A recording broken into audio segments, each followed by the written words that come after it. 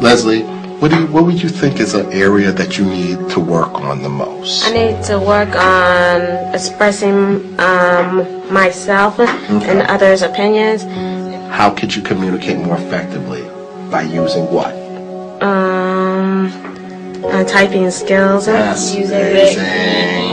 Using their email. Absolutely. And phone. Absolutely. That's what you wanted. What you were seeing was someone who was trying to process so much, and our job is to give her repetition, because we know if as you get more repetition doing something, you feel more comfortable. Tell me a little bit about yourself. I grew up in North Plainfield along with my family. My mother is Colombian.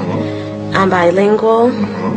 I also graduated from North Plainfield High School, and I received many honor rolls for being a bright young lady. I also like to go through science-related topics and health-related topics. Okay. Your eye contact is great. Keep smiling. Keep smiling.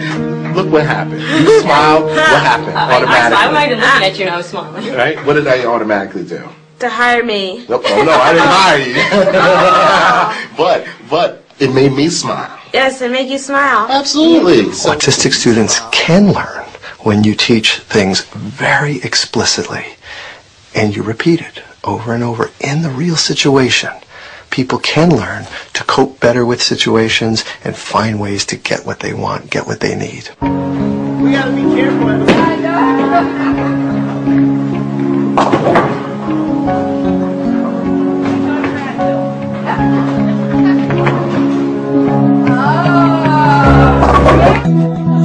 Las vacunas en la niñez.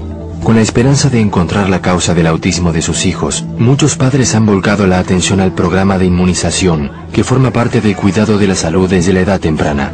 Sin embargo, nunca se repitió ningún estudio que demuestre que existe una conexión entre las vacunas y el autismo.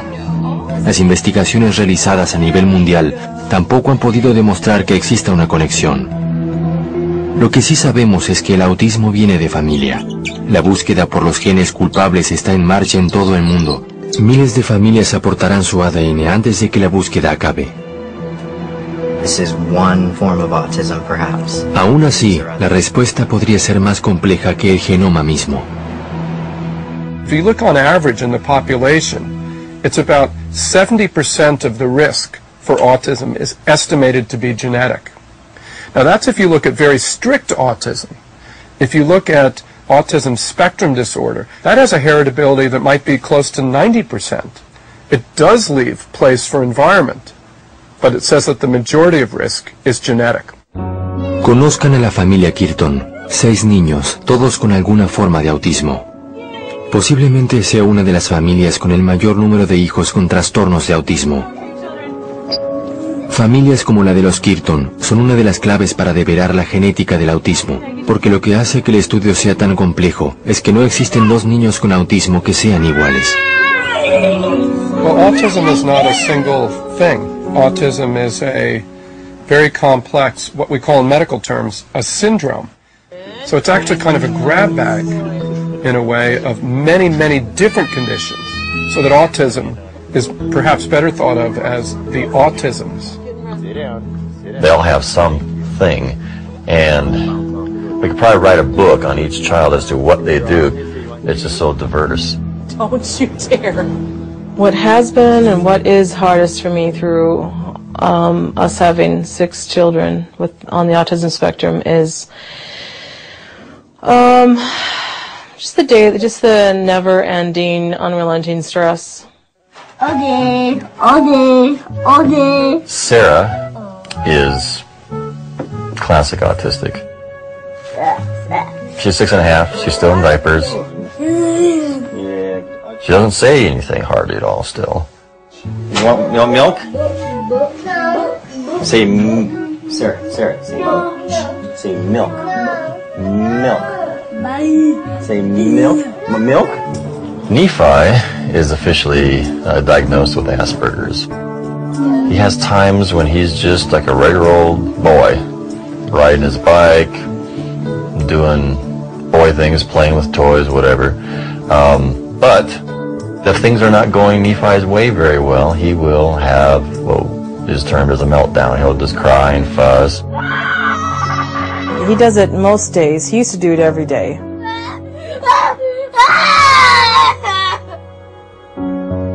Sometimes he just won't stop.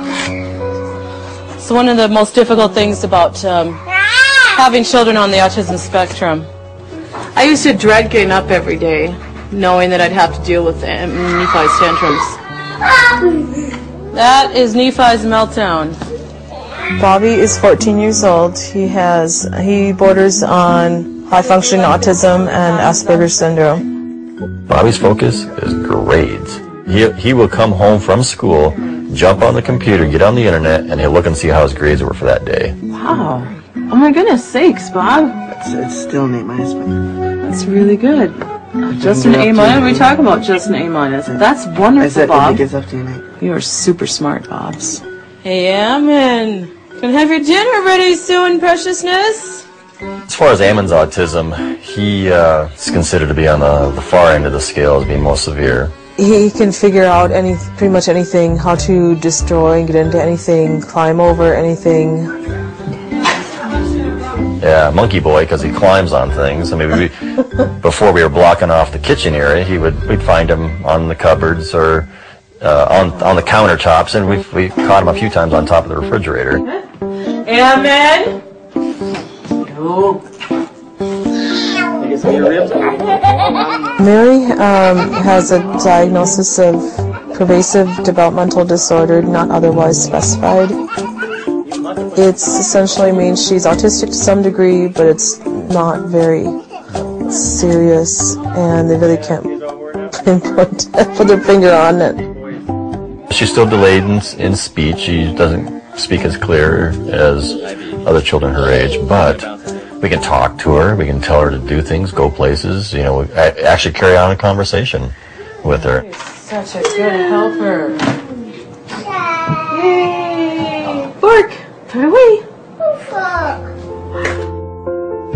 Emma is 10 years old. Of the children, she's probably the second least affected. We say Mary's probably the least, and Emma would be next after that. But she's still one heck of a handful. In school, she gets there, say as a transition, which is most Asperger's kids have a hard time with, or if things aren't going well, or she feels slighted in some way, she will also cry and fuss and carry on. And they were whispering and you couldn't hear what they wanted to do for the answer. No, I could hear it all. The way we cope with our daily life is just deal. Just kind of came to the realization we are where we are, we have what we have, and this is our life. Do the best with what we've